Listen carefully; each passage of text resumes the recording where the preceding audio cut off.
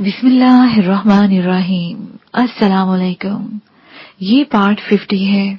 आज हम आपके लिए किताब ला रहे हैं कलंदर ज़ात, आवाज तालिया, मुसन्निफ अमजद जावेद।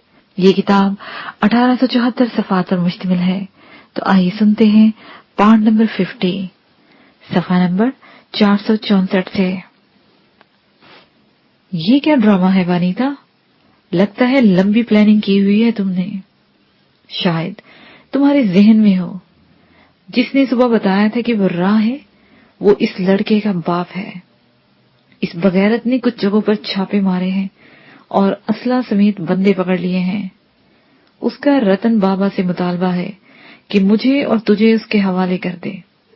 अब समझो, सीधा सादा राह के साथ मामला हो गया है। वो भारत की खुफिया एजेंसी और उसके वसाइल।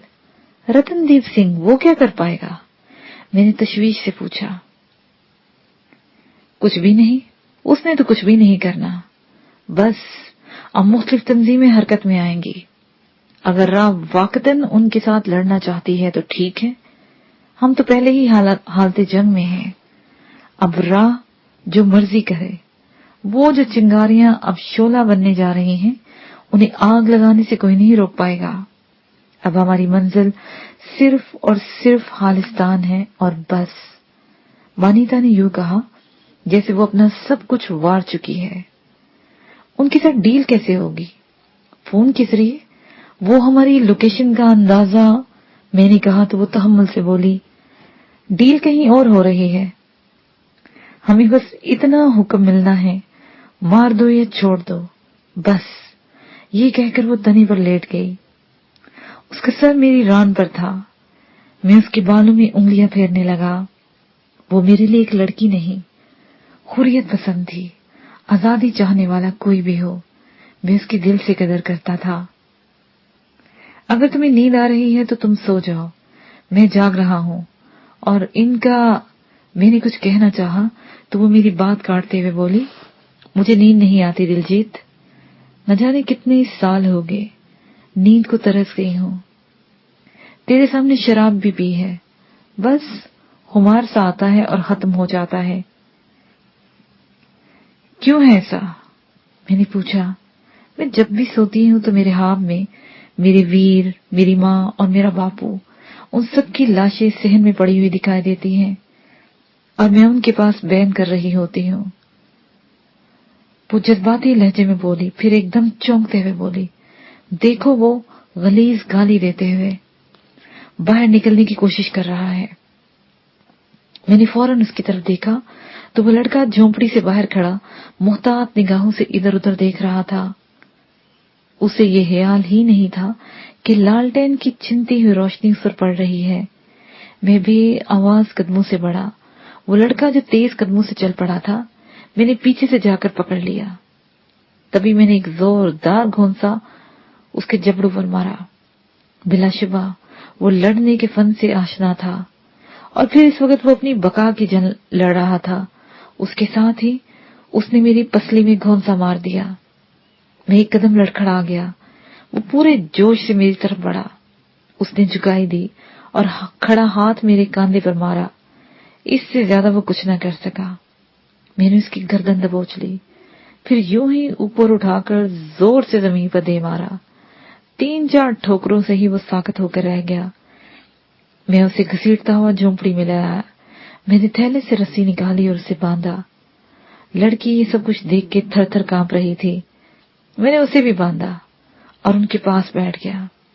तभी वानीता ने अंदर आकर कहा, दिलजीत तुम सो जाओ, मैं जाग रही हूँ। मैं वहीं घास फूस पर सीधा हुआ। फिर कुछ देर बाद पता ही नहीं चला कि मैं कहाँ हूँ। नया पैराग्राफ। वो रात और अगला दिन गुजर गया। उस जोड़े का दम हम निकल चुका था। लड़की तो पहले ही सहमी हुई थी। लड़के ने दोपहर के बाद वानीता से मार खाई तो तब से पुरसुकून था। मैं बड़ी खुश खुराक और बिस्किट खाते हुए 2 दिन से गुजार रहा था। उस वक्त मगरिब होने को थी। अंधेरा आहिस्ता आहिस्ता फैल रहा था जब वानीता का फोन बोल उठा। उसने स्क्रीन पर नंबर देखे, फिर स्पीकर ऑन करके बोली, बोलो क्या बात है? उन दोनों को छोड़कर तुम लोग आ जाओ, लेकिन हवेली में नहीं, किसी मर्द ने भारी आवाज में कहा। हैरियत तो है ना? डील? उसने पूछा। हो गई है, सब बंदे आ गए हैं पर असला नहीं। वो सब रतन बाबा के पास बैठे हैं। जाहिर है उन्होंने हवेली के बाहर क्या, पूरे शहर में फील्डिंग करनी है, इसलिए तुम लोग निकलो। इन परिंदों को दूसरे लोग तरन तारन में छोड़ देंगे। दूसरी तरफ से कहा गया, ओके बंदे भेजो। वनीता ने कहा और फोन बंद कर दिया। फिर मेरी तरफ देखकर बोली, ले भी दिलजीत, हमारा ये ऑपरेशन कामयाब रहा, लेकिन इससे बढ़कर हमारा हवेली जाना किसी मिशन से कम नहीं है। मगर वो तो कह रहा था कि हवेली नहीं। मैंने पूछा तो वो हंसती। तुम देखना, हम हवेली ही जाएंगे। ये कहकर वो उठी और कुछ दूर पड़े इन दोनों के पास चली गई। कुछ देर उनसे बातें करती रही। तभी दो नौजवान आते हुए दिखाई दिए। वनीता ने मुझे चलने का इशारा किया। हम वहां से पैदल चलते चले गए, यहाँ तक कि एक शेड तले खड़े गाड़ी तक जा पहुंचे।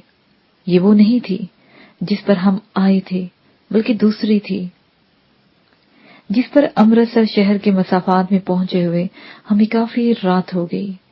हम बड़े सुकून से बातें करते हुए आए थे, जिसमें एक बात जो मेरे जहन में खटक रही थी वो ये थी कि जब राह को मालूम हो गया है कि ये सारी कार्रवाई के पीछे रतन बाबा है, तो फिर अब तक वो इस पर हाथ क्यों नहीं डाल रहे थे? यही बात जब मैंने वनीता से पूछी तो वो बोली, राह को तो बहुत देर से मालूम है और मेरी फाइल तैयार है, लेकिन वो इसलिए हाथ नहीं डाल रहे कि रतन बाबा कोई खास तंजीम से ताल्लुक नहीं रखता। उसके पीछे बहुत सारी तंजीमें हैं। रतन बाबा को वो छेड़ेंगे नहीं, उन्हें खत्म कर देंगे या जेल भेज देंगे, तो उसकी जगह कोई दूसरा रतन बाबा आ जाएगा।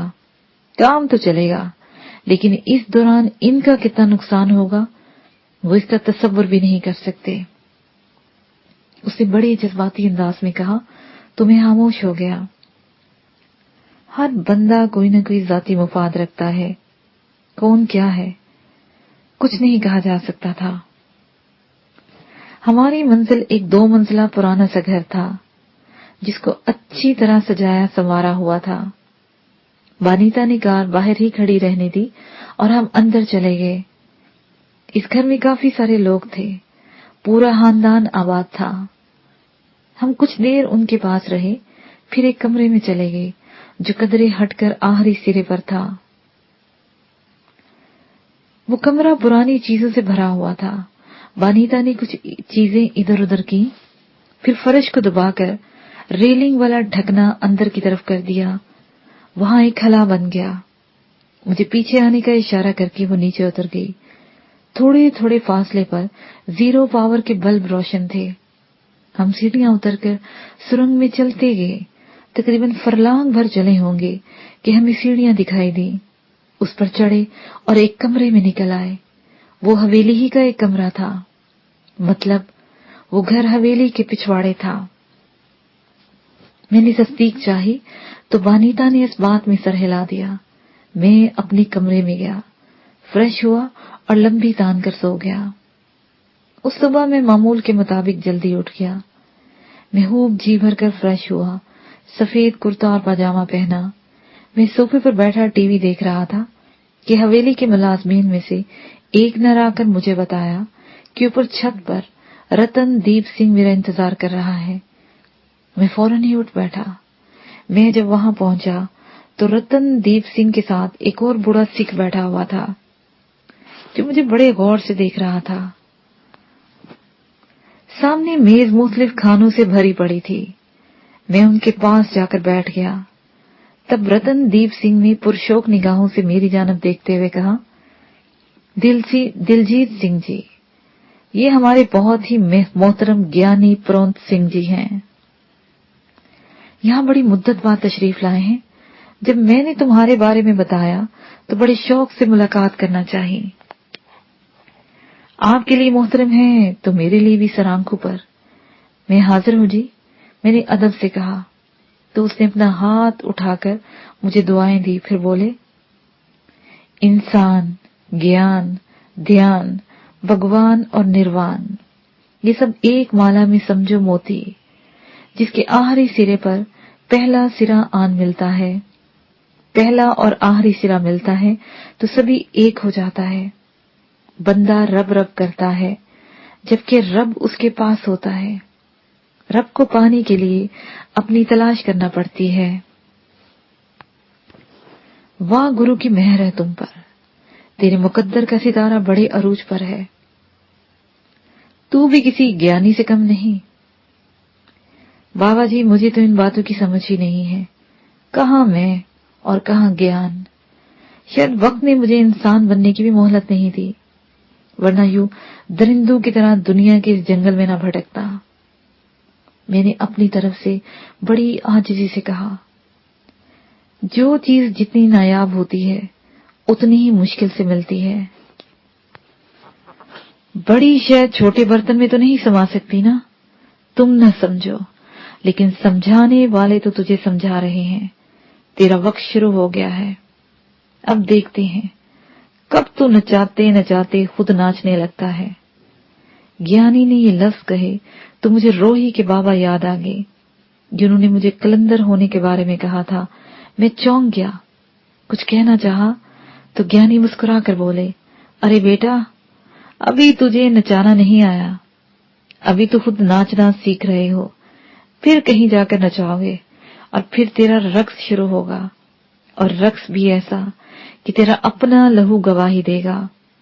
इस जमीन पर अपना निशान सब्त करेगा, क्योंकि शहीद का लहू जब तक जमीन पर नहीं गिरता गवाही मुकम्मल नहीं होती। ज्ञानी ने इंतहाई जज्ब में कहा तो मैं फिर बात नहीं कर सका। वो शायद मुस्तकबिल की पेशेनगोई कर रहा था या फिर कोई और ही इशारे दे रहा था। मैं खामोश रहा तो वो बोला, चलो मैं तुम्हें एक दूसरी बात समझाता हूँ। हरमंदिर साहब वाह गुरु की मर्जी है, उसका पवित्र स्थान है, लेकिन लाहौर से बुलाया गया। हजरत मियां मीर बाला पीर को उन्होंने संगे बुनियाद रखा। ईंट जानबूझकर उल्टी रखी। पता है तुम्हें इस वाक्य का? जी मालूम है, मैंने अदब से कहा। हुआ यूं कि मिस्त्री ने जल्दी से वो ईंट उखाड़कर सीधी कर दी, जिस पर गुरुद्वार जिन ने बहुत अफसोस किया कि अब ये हरमंदिर बनता ही रहेगा। उसके जितने भी माने निकले, मेरी समझ में एक ही बात आती है, इस हिस्से में सिख और मुसलमान ही वो कौमें हैं जो एक रब को मानती हैं। मुसलमान कहता है अल्लाह वाहिद, उसका कोई शरीक नहीं। सिख कहता है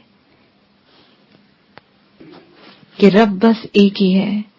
गुरु को तब पता था कि आने वाले वक्त में सिखों को मुसलमान की मदद की जरूरत रहेगी, उनके बगैर नहीं चल सकते। गुरु को तब पता था कि आने वाले वक्त में सिखों को मुसलमानों की मदद की जरूरत रहेगी, उनके बगैर नहीं चल सकते। अगर कोई गड़बड़ हुई तो इन्हीं सिखों की वजह से होगी। और वक्त ने साबित किया, तकसीम मुसलमान नहीं, हम हुए हैं। जन्म स्थान पाकिस्तान में तो हरमिंदर साहब भारत में। इसमें सरासर बेवकूफी इस दौर के सिख लीडरों की थी। जब तक सिख मुसलमान के साथ मुखलिस नहीं होगा, तब तक उस पर यूं ही अताब नाजिल होता रहेगा। ये वाह गुरु की मर्जी है। यहाँ भारत में सिखों ने कत्ले आम किया, किसी ने पूछा तक नहीं। पाकिस्तान में किसी सिख को कोई नुकसान नहीं हुआ। हालांकि मुहाजिरीन के साथ जो सलूक सिखों ने किया, उसकी नफरत तीसरी नस्ल तक मुंतकिल हो चुकी है। ये कहकर वो चंद लम्हे खामोश रहा, फिर रतन दीप सिंह की तरफ देखकर बोला, बाबा ये तेरा मेहमान है, सेवा कर इसकी, और जो तेरा दिल करता है कर। यहाँ तेरी तरफ कोई टेढ़ी आंख से भी नहीं देखेगा। मैंने क्या करना है जी, गुरु जो हुक्म दे। रतन दीप ने एहतराम से कहा तो वो मेरी तरफ देखकर बोला, जमाल पुत्र कोई बात पूछनी है तो पूछ ले मुझसे। ज्ञानी ने गहरी संजीदगी से कहा, तो मैं एक लम्हे के लिए चौंक गया। क्या रतनदीप ने उसे मेरा नाम बता दिया था? मैंने रतनदीप सिंह की तरफ देखा तो उसने आंखें बंद करते हुए अस्बात में सर हिला दिया। तभी उन लम्हात में मुझे ख्याल आया कि मैं उनसे जलियांवाला बाग और अमृतसर जंक्शन पर होने वाली कैफियत के बारे में पूछ लूं, लेकिन न जाने क्यों लफ्ज मुंह पर आते ही रुक गए। मैं बावजूद कोशिश के उससे पूछ ही नहीं सका। इतने में बानीता आ गई। उसने हल्के काफनी रंग की शलवार कमीज पहनी हुई थी, आंचल गले में था, उसी रंग का जूता, खुले बाल और हस्बे मामूल मेकअप से बेनियाज चेहरा। उसने आते ही फतह बुलाई और बड़ी बेतकल्फी से मेरी साथ वाली कुर्सी पर बैठ गई। तो रतनदीप ने खाने की तरफ हाथ बढ़ा दिया। खाने के बाद जब बर्तन उठा लिए गए तो फिर से गपशप होने लगी। रतनदीप ने मेरी तरफ देखते हुए कहा, यहाँ भारत में पंडित और पुरोहित जो ताकत रखते हैं, शायद ही उन जैसी ताकत कोई रखता हो। बड़े से बड़ा सियासतदान, बिजनेसमैन और आला तालीम याफ्ता लोग उनकी आशीर्वाद के बगैर कुछ नहीं करते। उनमें से बहुत सारे जुर्म की दुनिया के डॉन हैं, जैसे बंबई में बाल ठाकरे हैं, और उस जैसे हर शहर में मौजूद हैं जिन्हें मैं जाती तौर पर जानता हूँ। भारतीय खुफिया एजेंसी रा हो या कोई दूसरी खसूसी फोर्स हो, किसी भी शोबे में खुफिया हो, इनमें 3 तरह के लोग पाए जाते हैं। एक वो खुद जराइम पेशा है और उन्हीं डॉन के औलाकार हैं। दूसरे वो जो सिर्फ पैसे और ताकत की जुबान समझते हैं। और तीसरी किस्म मुहिब्बे वतन लोगों की है, जो अपने पेशे से मुखलिस है। ये तीसरी किस्म बहुत कम है। अयोध्या का वाकया हो या गुजरात का, ये पहली और दूसरी किस्म के लोगों की वजह से हुआ। ये सारी तमहीद मैंने इसलिए बांधी है कि तुम्हें बता सकूं कि यहाँ रहते हुए तुमने जो कुछ किया उनमें मुहब्बे वतन कम और डॉन लोग ज्यादा शामिल हैं। जुर्म की ये दुनिया फकत इस मुल्क तक नहीं, पूरी दुनिया में फैली हुई है। खैर, ऐसा ही एक आश्रम इस शहर में मौजूद है, जिसका सरबराह एक पंडित है, योगी मशहूर है। उसका ग्रोह पंजाब में फैला हुआ है। मनशियात से लेकर असला फैलाने तक और लड़कियों की स्मगलिंग में उनका बहुत बड़ा हाथ है। क्या करना है इसके साथ? मैंने इतनी तवील तमहीद से उकताते हुए पूछा। उसके सारे नेटवर्क की तफसील बानीता के कंप्यूटर पर है, वो वहां से समझ लेना। इस पंडित के खुफिया राजों तक पहुंचकर उसका राज फाश करना है। उसकी असल ताकत वो लोग हैं, उन्हें खत्म करना है। वो 2 लोग हैं, जैसे ही उन 2 लोगों को खत्म करोगे वो वैसे ही खत्म हो जाएगा। रतनदीप सिंह ने मेरी आंखों में देखते हुए कहा। तो मैंने पूछा, क्या वो सिखों के खिलाफ ही काम कर रहा है या? यही हमारे लिए यही अहम नुक्ता है। वो जुर्म की दुनिया में बहुत कुछ करते चले जा रहे थे, लेकिन हमने उन्हें कभी कुछ नहीं कहा। लेकिन अब पूरे प्लान के साथ, जिसमें रा की पूरी आशीर्वाद शामिल है, वो सिखों के खिलाफ काम कर रहे हैं। मुख्तलिफ जगहों पर छोटे छोटे अड्डे बनाकर उन्हें जिनसी माहौल फराहम किया जाता है और वहीं से सिख लड़कियों को वरगलाया जाता है। उनमें नर नकारी सिख पूरी तरह मुलविस है। उसने तफसील बता दी तो मैंने बानीता की तरफ देखकर कहा, चलो दिखाओ तफसील क्या है, फिर प्लान करते हैं। प्लान तो मैंने कर लिया है, मजीद तुम बता देना। आओ मैं तुम्हें दिखाती हूँ। ये कहते हुए वो उठ गई तो मैं भी उसके साथ उठ गया। मैं पहली बार उसके कमरे में गया। कमरे की तरतीब और सजावट देखकर मैं उसकी नफासत का कायल हो गया। वो लैपटॉप खोलकर बेड पर बैठ चुकी थी। मैं उसके साथ बैठकर स्क्रीन पर निगाहें गाड़े हुए था। आश्रम की पूरी तफसील बताने के बाद उसने एक तस्वीर दिखाई, जिसमें एक बूढ़ा सफेद रेश, मूंछे और लंबे बालों और सुर्ख चेहरे वाला दिखाई दिया। उसके गले में मालाएं और पीले रंग की चादर ओढ़े हुए था। ये पंडित दयाराम है। इस आश्रम को चलाने वाला और मालिक। ये कहकर उसने दूसरी तस्वीर दिखाई। ये प्रकाश बादल उर्फ बजवा है। तीसरी तस्वीर दिखाते हुए बोली, ये दीपिका है। ये कहकर उसने लैपटॉप एक तरफ रखा और बोली, यही तकून है जिस पर ये आश्रम चल रहा है। ये तीनों बहुत सफाक हैं। और प्लान क्या है तुम्हारा? मैंने इसकी बात काटते हुए पूछा। प्रकाश और दीपिका को उड़ा दिया जाए। ये दोनों आश्रम से बाहर होते हैं। ज्यादातर अंदर का इंतजाम दीपिका के जिम्मे है और बाहर का प्रकाश देखता है। वो पूरी संजीदगी से बोली, अब तक क्यों नहीं उड़ा सके इन्हें? ये हत्थे ही नहीं चढ़ते। साफ बात यह है, तीनों इकट्ठे नहीं होते। फोन पर राब्ता है। एक को मारेंगे तो बाकी अलर्ट हो जाएंगे। फिर अभी तक बराह रास्त तो टकराव नहीं था। अब पता चला कि असली की सारी गेम के पीछे इन लोगों का हाथ है। वो रतन बाबा को ट्रैप करना चाह रहे थे। अब तो इन्हें मारने का हक बनता है। उसने कहा तो मैं चंद लम्हे सोचता रहा, फिर मुस्कुराते हुए बोला, तुम ऐसे करो, जाओ किचन में और चाय बना कर लाओ। अपने हाथों से उठो।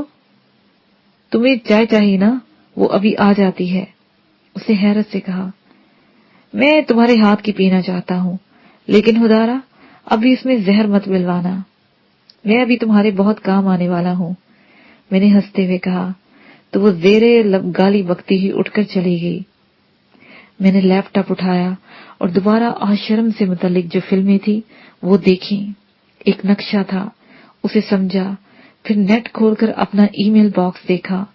रोही की तरफ से कुछ नहीं था। मैंने उसे बंद किया तो वो चाय लेकर आ गई। ये लो, इस चाय में हलूस भी शामिल है, हमारे रसोइये का। मुझे पहले ही मालूम था कि तुमने ढंग का कोई काम नहीं होगा। अब ये चाय तुम पियो, मैंने कहा और उठते हुए बोला, तैयार होकर मेरे कमरे में आ जाना। दियाराम के आश्रम चलें। अभी? उसे हैरत से पूछा। हाँ अभी, मैंने कहा और बाहर निकलता चला गया। दोपहर ढल रही थी जब हम जलिंदर रोड पर मौजूद आश्रम जाने वाली सड़क पर मुड़े। हवेली से चलते वक्त मैंने बानीता को प्लान बता दिया और जो जरूरी मदद चाहिए थी उसका इजहार भी कर दिया। 2.25 घंटे के अंदर अंदर सारा इंतजाम हो गया। पक्की सड़क आश्रम के बहुत सारे गेट पर खत्म हुई। जहां से दाएं और बाएं सड़कें निकलती थी, सफेद रंग के गेट पर कोई दरवाजा नहीं था। इसके ऊपर हिंदी में बड़ा सा ओम लिखा हुआ था। गेट के बाहर पार्किंग थी जिसमें एक बंदा मौजूद था। वनिता ने गाड़ी पार्किंग में लगाई और फिर उतरकर अंदर की तरफ बढ़ गए। वो खासी बड़ी इमारत थी जिसके कई हिस्से थे। थोड़ा चलने के बाद एक छोटा सा फवारा था जिसके गिर्द सड़क घूमती थी और वहीं से चारों तरफ छोटी सड़कें जाती थी। एक तरफ यतीमखाना था, हॉस्टल था, लड़कियों का छोटा सा अस्पताल था, रिहायशी हिस्सा और फिर दयाराम की असल इमारत थी। हालनुमा कमरे में काफी सारे लोग मौजूद थे जिनमें नौजवान लड़कियां सेवा के लिए फिर रही थी। दरअसल वो वहां की सिक्योरिटी गार्ड थी। दरवाजे के साथ ही एक काउंटर था जिस पर दयाराम से मिलने वालों की वजह लिखवाई जाती थी और नंबर अलॉट होता था। तरीका यही था कि लोग यहां से ऑडिटोरियम में जाते जहां दयाराम का लेक्चर होता था। इस दौरान जिन लोगों को मिलने की इजाजत होती उन्हें चिट दे दी जाती। वो वहां रुक जाते और अपनी बारी पर दयाराम से मिलते। आश्रम में सिर्फ एक जगह पर सिक्योरिटी गार्ड चेक करते थे, वो भी उस हॉल के बाहर।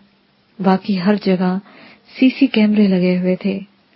आश्रम में होने वाली जरा सी हलचल भी कहीं न कहीं मॉनिटर हो रही थी। हमने सारा जायजा ले लिया तो वनिता इत्मीनान से बोली, क्या ख्याल है, ऑपरेशन हो जाए? क्यों नहीं होगा, बस तुम्हारा राब्ता बाहर से होना चाहिए, निकलने का रास्ता हमवार हो। मैंने तेजी से कहा तो वो मेरी आंखों में देखते हुए बोली, اس کی فکر نہ کرو، وہ ہو جائے گا، سب تیار ہے، تو بس میرے باہر آنے کا انتظار کرنا، نہ آ سکا تو خاموشی سے واپس چلے جانا۔ میں نے کہا تو وہ ایک دم سے فکر مند ہو گئی، پھر لرزتے ہوئے لہجے میں بولی، تم ایسا کیوں کہہ رہے ہو دلجیت؟ تم آؤ گے اور ضرور آؤ گے۔ زندگی اور موت کوئی بھی لکھوا کر نہیں لایا میری جان، میری موت اگر یہاں لکھی ہے تو کوئی نہیں ٹال سکتا، اور اگر نہیں لکھی تو کوئی مار نہیں سکتا۔ میں اگر مر گیا تو خود کو مصیبت میں مت ڈالنا، میں نے آہستگی سے کہا اور ارد گرد لوگوں کو تکنے لگا۔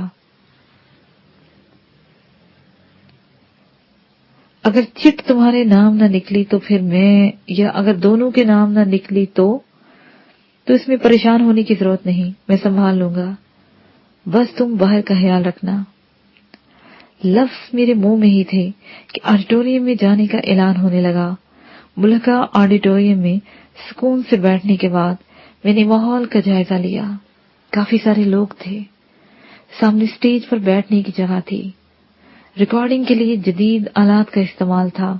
کچھ دیر بعد دیا رام چند لڑکیوں اور لڑکوں کے جلوں میں اسٹیج پر نمودار ہوا۔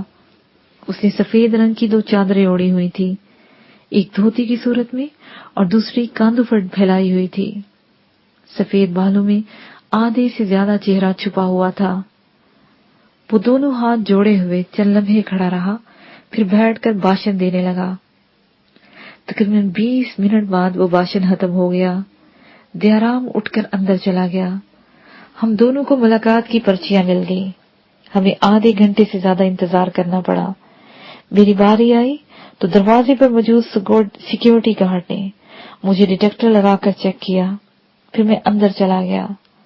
وہ سامنے ایک گدے پر بیٹھا ہوا تھا، اس کے آس پاس سفید، سبز اور نارنجی پھولوں کے گلدستے پڑے ہوئے تھے۔ اندر کا ماحول خنک تھا، خوشگوار مہک تھی اور روشنی کافی حد تک دھیمی تھی۔ میں اس کے سامنے جا کر بیٹھا تو اس نے میرے چہرے پر دیکھتے ہوئے کہا، کیا سمسیا ہے بالک؟ دیا رام جی، کیا آپ نے راجیو گاندھی کے قتل کے بارے میں سنا ہے؟ وہ کیسے ہوا تھا؟ میرے یوں کہنے پر اس کے چہرے کا رنگ بدل گیا۔ ایک دم سے اس کی آنکھوں میں قہر اتر آیا۔ لال ببوکا چہرے کے ساتھ اس نے مجھے دیکھا، پھر غصے میں لرزتی ہوئی آواز کے ساتھ بولا، کیا مذاق کرتے ہو؟ میں مذاق نہیں کر رہا دیا رام جی، شاید آپ کو نہیں معلوم مگر میں بتا دیتا ہوں، اسے بم سے اڑایا گیا تھا۔ وہ ایسا بم تھا جسے سیکیورٹی والے بھی نہیں پکڑ سکے تھے، اور نہ ہی اس بم کا کوئی آج تک پکڑ سکا تھا۔ بالکل ایسے بم تھے وہ۔ یہ کہتے ہوئے میں نے اپنی جیکٹ دونوں ہاتھوں سے کھول دی۔ اس نے اضطراری حالت میں دیکھا اور پھر خوف سے اس کی آنکھیں پھیل گئیں۔ ایک دم سے اس کا چہرہ پسینے میں بھیگ گیا۔ وہ خوفزدہ دکھائی دینے لگا تھا۔ اس کا بس نہیں چل رہا تھا کہ کسی کو مدد کے لیے بلائے۔ دیا رام جی، اگر آپ نے ذرا سی بھی بے وقوفی کی نا تو میں نے تو مر ہی جانا ہے، آپ بھی نہیں رہیں گے۔ کیا چاہت ہو تم؟ اس نے خوف سے لرزتی آواز سے میں پوچھا۔ میں آپ کو ساتھ لے کر جانے کے لیے یہاں آیا ہوں، صرف اتنے وقت کے لیے جب تک ہمارے ساتھ کی گئی بے ایمانی والا معاملہ صاف نہیں ہو جاتا۔ بے ایمانی والا معاملہ؟ میں سمجھا نہیں۔ اس نے حیرت سے کہا، آپ اسی وقت سمجھیں گے نا جب ہم سمجھائیں گے، کیونکہ آپ نے اپنے بندوں کو یہ نہیں سمجھایا کہ ہمارے بے ایمانی والے کام میں ایمانداری پہلی شرط ہوتی ہے۔ میں نے تیزی سے کہتے ہوئے اس کے ہاتھ پکڑ لیے تو وہ لرز کر رہ گیا، پھر دھیمی آواز میں بولا، تم اپنی سمسیا مجھے بتاؤ، میں یہی اپائے کر دیتا ہوں۔ نہیں دیا رام جی، آپ کو میرے ساتھ تو جانا ہی ہوگا ورنہ بات نہیں بنے گی۔ یہ میرا وعدہ ہے کہ آپ کو کچھ نہیں ہوگا کیونکہ آپ اس میں قصوروار نہیں ہیں۔ اس کے ساتھ ہی یہ پارٹ اپنے اختتام کو پہنچا۔